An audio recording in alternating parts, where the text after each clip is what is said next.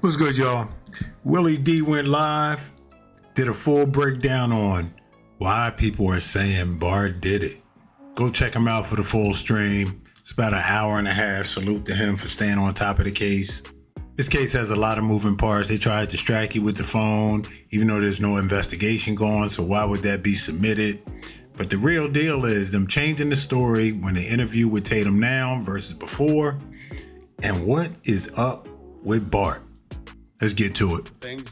First of all, the very first thing that I saw was that they said that BART was out of town. Before this thing blew up, before it, became global, before it was nationwide, I don't, think that they thought this was going to leave the state of Mississippi. And, Nolan's mom made a cry for help and the internet responded. But in that response, you started seeing a lot of exchanges before social media accounts were deactivated. And there was one comment that I came across that basically was BART's page. And I don't know if this has been, I think this is a key part of, the investigation. It should be anyways, is that the comment was from BART basically saying, hey, I'm a friend of Nolan and I've actually wasn't in, I believe they call it Christian Pass or something along those lines, but it was that specific place in Mississippi. He says, I wasn't even there at the time. So, that was the first thing that, kind of was a red flag and gave me a question. But then all of a sudden now, all the social media, accounts are deactivated and they lawyered up. So nobody has confirmed whether or not that was, his social media platform. But that's the first question I had, that kind of led to BART, is that they placed him out of town immediately. And then all of a sudden, we find out that he was there.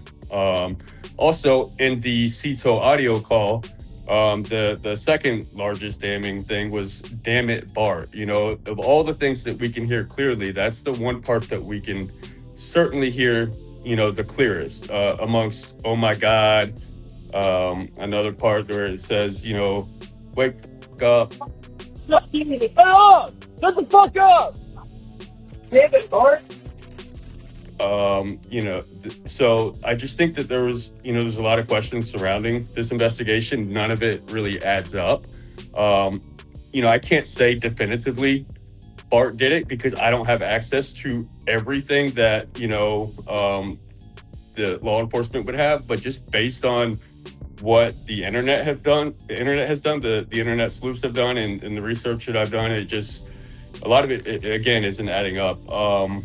From the very get-go, like, what teenage boy is going to stay on an island 10 miles off the coast without a guaranteed ride back, without any communication, without a wallet, without a phone? Like, logically, none of that even makes sense. Like, especially a teenage boy. But I couldn't see any human being that is logically going to stay back without a guaranteed ride back. And, if you went with a group of friends, they know more. They have to know more, right? Initially, it was, well, he just stayed back with the girl. That girl was allegedly Katie, but then Katie says otherwise. There's just so many discrepancies. So, the argument would be made that, well, the phone was placed in, a cubby hole or something for safekeeping so it doesn't get wet. But at that point, if he had made the decision that I'm staying back on this island and my ride is leaving, my only way to get back to the mainland is leaving, and I don't have another ride, and nobody else seems to know whether or not he had another ride, which doesn't make sense, then why would he not go with a phone? Why would he not keep a phone?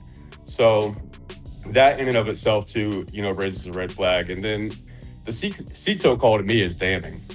There's a lot of things, even in the CETO call. I just, did a video on it, to where at one point, now they've got this photo circulating the internet where they say that this is when they made the CETO call. And in that photo, you could see Wyatt sitting in, what would be the captain's chair of the boat, where the operator of the boat is. Well, on the CETO call, initially it starts with a lot of commotion. And you can tell that the caller, the person on the phone, which we know to be Wyatt, was not fully paying attention to Vicky, the CETO operator. He's confused. He's distracted. There's a lot going on. But at one point in time in the call, she asked him, well, what are your coordinates?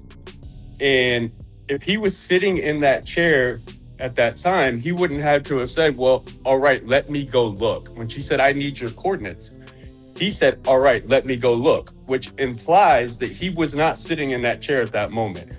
And if we listen to the phone call a little bit before that, he's standing wherever the commotion is, because it sounds like, and I can't say definitively, I'm not a forensic expert, so, I'm just going based off my opinion. This is a theory.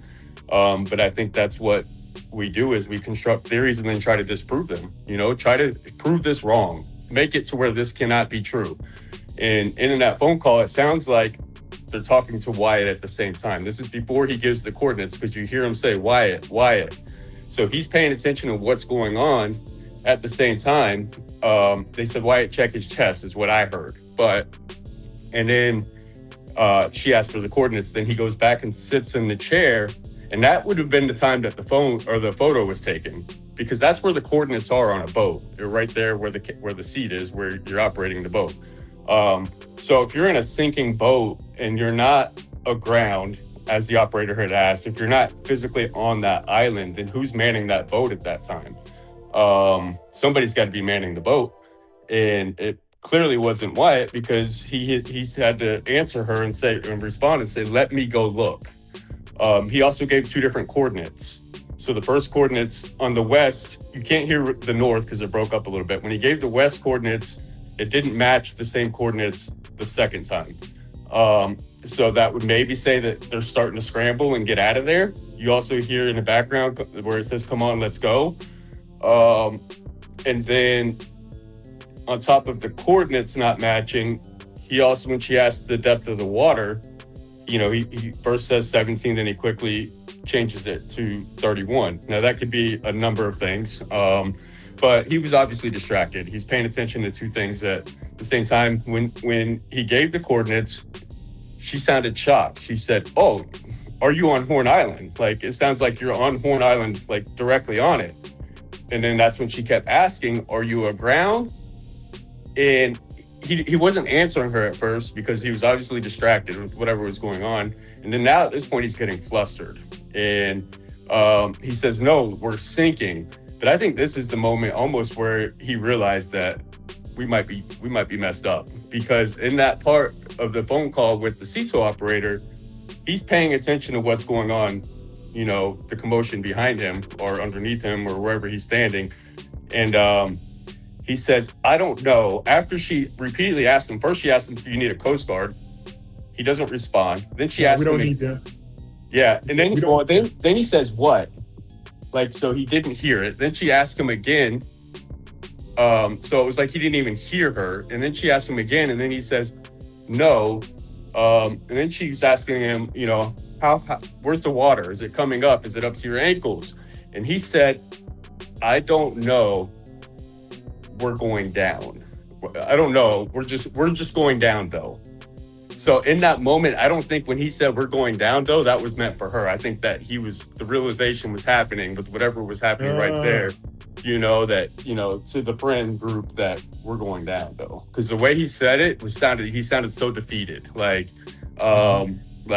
it hit him, But I can't say this definitively. It's all this is just the inferences I'm making from the evidence that's on the internet. But it's just a lot of stuff doesn't add up, and I think anybody, especially Nolan's mom and his family, they have the right to ask questions. All right, y'all. So beyond all of Mississippi has a history, the racial component, the phone not being handed in, the false accusation of the mom not cooperating or the family not cooperating, the friends changing up their stories. What does it take for the Mississippi PD to actually start an investigation? What burden of proof do they need for probable cause? That's the most confusing thing to me. There's a lot of theories out there. Let me know what y'all think. Appreciate y'all tuning in, man. Second Take. Till next time. We out.